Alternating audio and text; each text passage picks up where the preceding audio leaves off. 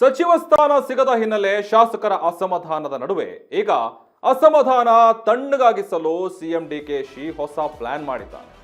ಏನ್ ಪ್ಲಾನ್ ಮಾಡಿದ್ದಾರೆ?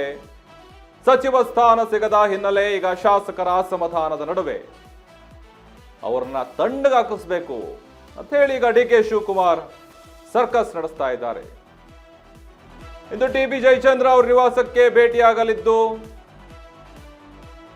CM DK Shivakumar ಹಂಗಾಮಿ ಸ್ಪೀಕರ್ ಹುದ್ದೆಗೆ ಒಪ್ಪದ ಶಾಸಕ ಜಯಚಂದ್ರ.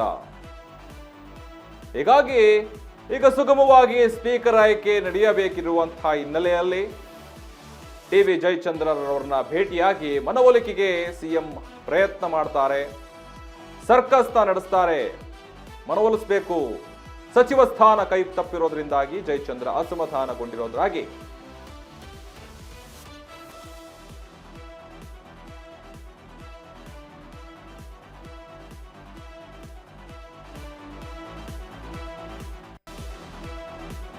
ಈಗ ಟಿ.ಬಿ. ಜಯಚಂದ್ರ ಮನವೊಲಿಕೆಯಲ್ಲಿ ಸರ್ಕಸ್ ನಡೆಸ್ತಾ ಇದ್ದಾರೆ. ಯಾವ ರೀತಿ ಬದಲಾವಣೆಗಳು ಆಗ್ತಾ ಹೋಗ್ತವೆ? ಸ್ಪೀಕರ್ ಹುದ್ದೆಗಾಗಿ ಈಗ ಎಲೆಕ್ಷನ್ ಇದೆ. ಆ ಎಲೆಕ್ಷನ್ಗೆ ಈಗ ಬೇಕಾಗಿರುವಂತಹ ತಯಾರಿಗಳನ್ನು ನಡೆಸ್ತಾ ಇದ್ದಾರೆ. ಅದರಲ್ಲಿ ಅಸಮಾಧಾನಿತರ ಶಾಸಕರು, ಸಚಿವರು, ಆಕಾಂಕ್ಷಿಗಳೇನಿದ್ರು ಅವರು ಈಗ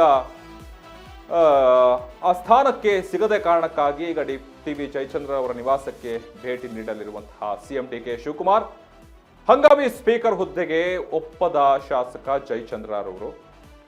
ಹಾಗಾಗಿ ಸುಗಮವಾಗಿ ಸ್ಪೀಕರ್ ಆಯ್ಕೆ ನಡಿಬೇಕು, ಯಾವುದೇ ಅಡಚಣೆಗಳ ಆಗದೇ ಇರೋ ರೀತಿ ಈ ಅಸಮಾಧಾನಗಳನ್ನು ಶಮನಗೊಳಿಸಬೇಕು, ಮಾತುಕತೆಯಲ್ಲಿ ಸರಿ ಮಾಡ್ಕೋಬೇಕು ಅಂತ ಒಂದು ನಿಟ್ಟಿನಲ್ಲಿ ಈಗ ಡಿ.ಕೆ. ಶಿವಕುಮಾರ್ ಟಿ.ಬಿ. ಜಯಚಂದ್ರರವ್ರನ್ನ ಭೇಟಿಯಾಗಿ ಮನವೊಲಿಕೆಗೆ ಸಿಎಂ ಯತ್ನಿಸ್ತಾ ಇದ್ದಾರೆ.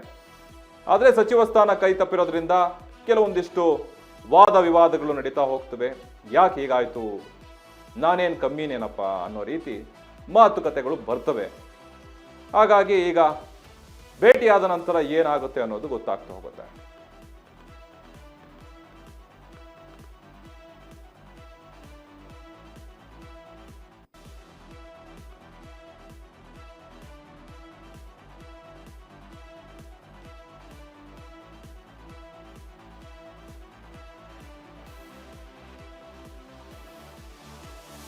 ಅದೇ ನೋಡಿ, ಟಿ.ಬಿ. ಜಯಚಂದ್ರ ಅವರ ಭೇಟಿಗಾಗಿ ಮನವೊಲಿಕೆಗೆ ಸಿಎಂ ಯತ್ನಿಸ್ತಾ ಇದ್ದಾರೆ.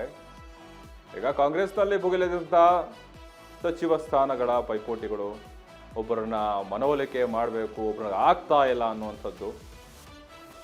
ಈ ಕಡೆ ಡಿ.ಕೆ. ಶಿವಕುಮಾರ್, ಹರಿಪ್ರಸಾದ್, ಮಾಜಿ ಮುಖ್ಯಮಂತ್ರಿಗಳು ಸಿದ್ದರಾಮಯ್ಯನವರು ಅವ್ರ ಬಣದಲ್ಲಿ ಕೆಲವೊಂದಿಷ್ಟು ಶಾಸಕರನ್ನ ಆಲ್ರೆಡಿ ಪ್ರಮಾಣ ವಚನ ಮಾಡಿ ಮುಗಿಸಿದ್ರು, ಇನ್ನೇನಿಲ್ಲಪ್ಪ ಅನ್ನೋ ರೀತಿಯಲ್ಲಿ. ಆದರೆ ಈಗ ಅವರಿಗೆ ಪಟ್ಟವನ್ನು ಕೊಡದೇ ಇರೋ ಕಾರಣದಿಂದಾಗಿ ಏನು ಮಾಡಬೇಕು ಅನ್ನುವಂಥದ್ದು ನೋಡ್ತಾ ಇದ್ದಾರೆ. ಯಾಕಂದರೆ ಕೆಲವೊಂದಿಷ್ಟು ಈಗ ಮಹಿಳೆಯರು ಕೂಡ ಸ್ಥಾನಮಾನಗಳನ್ನು ಸಿಕ್ಕಿಲ್ಲ ಅವರಿಗೆ ಕೆಲವರಿಗೆ ಯಾವ ರೀತಿ ನಾವು ಅದನ್ನು ಒಪ್ಪಿಗೆ ಬೇಕು, ಯಾಕಂದರೆ ಹೈಕಮಾಂಡ್ ತೀರ್ಪಿನ ನಂತರ ಏನು ತೀರ್ಮಾನ ಬರುತ್ತೆ ಅನ್ನೋದು ಕಾಯ್ತಿರುವಂತಹ ಈಗ ರಾಜ್ಯ ನಾಯಕರುಗಳು.